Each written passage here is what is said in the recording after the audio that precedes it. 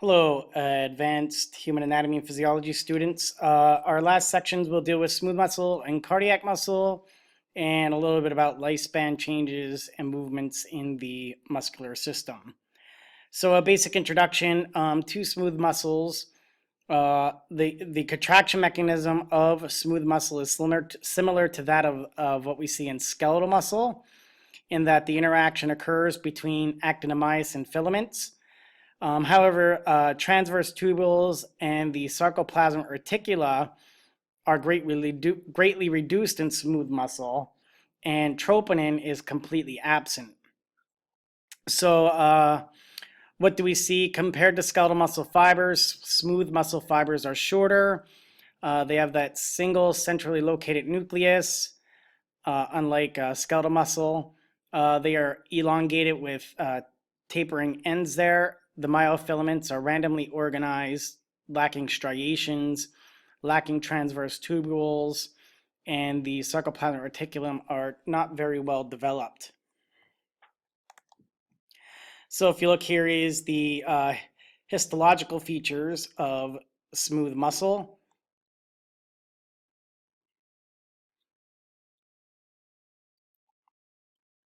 There it is under high magnification. So let's talk about smooth muscle fibers. There are two basic types. You will have the multi-unit smooth muscle fiber and visceral smooth muscle. Basically, what we see here is in the multi-unit smooth muscle, its locations is found in the irises of the eyes, and we see it in the walls of blood vessels. Basically, what you have here is a contraction that is very rapid and vigorous, similar to skeletal muscle tissue. They do function as separate units, so the fibers function separately. Unlike that of visceral smooth muscle, visceral smooth muscle is located in the walls of the hollow organs. Think of that visceral body cavity. Contraction is a slow and sustained contraction. You do have a rhythmic pattern of repeated contractions there. An example of that would be peristalsis. And peristalsis itself is that wave-like motion that helps push substances through passageways. So the structure of the visceral smooth muscle, what we do see there is it has a random arrangement of actin and myosin filaments. There are two layers of visceral smooth muscle that surround the passageways. You have an inner circular layer and an outer longitudinal layer of the visceral smooth muscle. You can see a figure of these on page 172 of the textbook. So smooth muscle contraction resembles skeletal muscle contraction. You do have interaction between actin and myosin. Both use calcium ATP. Both are triggered by membrane impulses. The different from skeletal muscle contraction in that smooth muscle lacks troponin. What we do see there is a different type of protein called calmodulin. Basically, that is going to bind to the calcium ions, not because there's no troponin, and ultimately that is going to activate the contraction mechanism. Most of the calcium that we do see in smooth muscle contraction is going to diffuse into smooth muscles from the extracellular fluid. Basically, because of that, we do have a reduced sarcoplasmic reticulum. Norepinephrine and acetylcholine are the neurotransmitters of smooth muscle. So you have two neurotransmitters that are going to have an effect on smooth muscle. You also have hormones that affect smooth muscle. Stretching can trigger smooth muscle contraction. Smooth muscle slower to contract and relax. Smooth muscle is more resistant to fatigue as well. And smooth muscle can change length without changing its tautness. So the contraction is slow and sustained. And basically that's why we do see why a smooth muscle is more resistant to fatigue compared to skeletal muscle. The last type of muscle tissue is that of cardiac muscle. Cardiac muscle is only found in the heart. When you look at the anatomy of it itself, we do have a striated uninuclear cells that are joined end to end that form that network. Basically what we do see there is cell junctions between those different parts of the cardiac muscles that create those intercalated discs. And when you go back to extracellular features from the cell, we have those extracellular features called gap junctions. So the arrangement of actin and myosin is not organized as seen in skeletal muscle tissues. The cardiac muscle itself, it does contain sarcoplasmic reticula, transverse tubules, and numerous mitochondria for energy. The sarcoplasmic reticulum is less developed than the sarcoplasmic reticulum in skeletal muscle, and it stores much less calcium. And then there are things like calcium channel blockers there. So if we look at the physiology of cardiac muscle, you do have a self-exciting tissue there. There is a little thing there called the pacemaker. So the self-exciting tissue is quote unquote pacemaker that creates these rhythmic contractions of 60 to 100 beats per minute. It is an involuntary muscle, so it's an all or nothing contraction. So it's functioning all together there, giving that all or nothing contraction. So what do we see? It's going to pump blood to the lungs for oxygenation and to the body for distribution of oxygen and nutrients.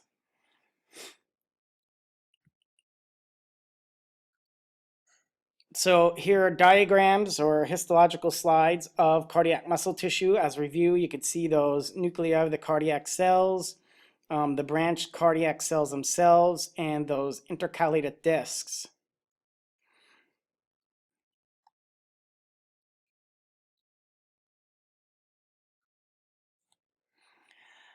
Here's a good table that characterizes the muscle tissues, both skeletal, smooth, and cardiac, kind of summarizes those three basic types of muscle tissues themselves. Skeletal muscle action. Skeletal muscles generate a great variety of body movements. The action of the muscle primarily depends upon the joint associated with it and the manner in which the muscle is attached on either side of that joint. We do know that skeletal muscles generate body heat as well. So we'll look at body movement and talk a little bit about the origin and insertion.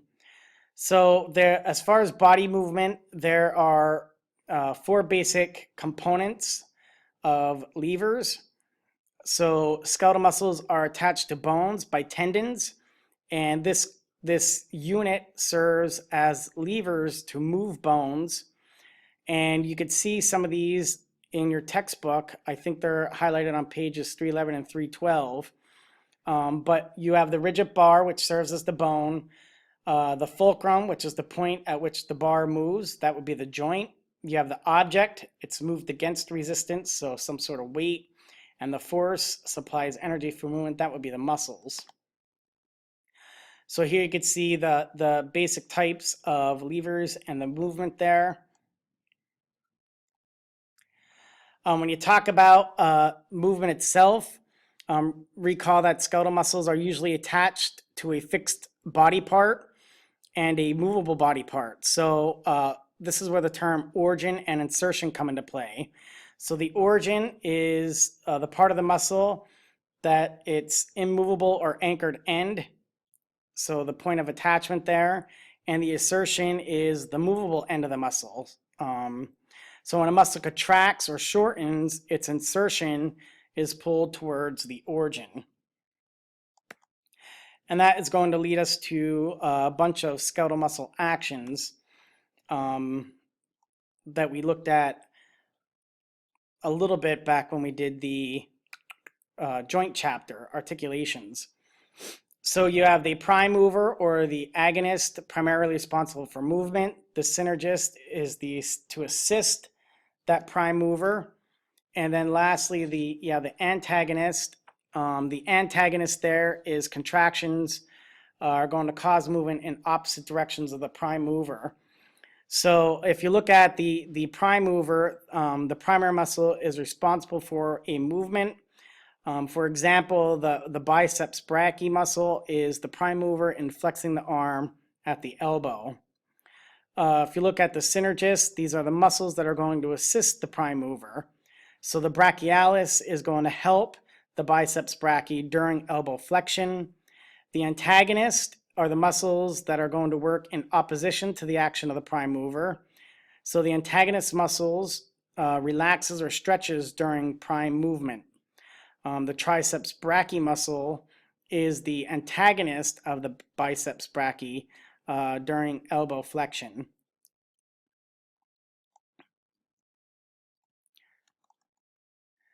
You also have fixators. Fixators are muscle groups that stabilize the origin of the prime mover. So basically the fixators are holding that particular muscle in place so that the prime movers can act more efficiently. The example there would be the scapula is the origin for many of the arm muscles. So it must be held in place by fixator muscles in order to function in this way. So here's where we have the serratus anterior and the pectoralis minor muscles playing their roles.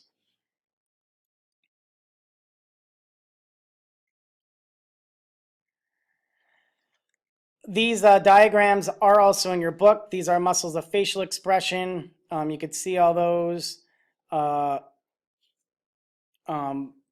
And we'll continue to break these down in the lecture portion, lab portion of the muscular system. So we will go through and continue to look at the muscles of the different parts of the body.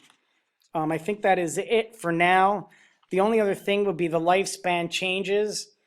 And basically, what do we see with the muscular system as far as lifespan changes? So this is something that we see through development and how the body changes with each system. So in the muscular system, we do see that supplies of ATP, myoglobin, and creatine phosphate in muscle fibers begin to decline in one's 40s.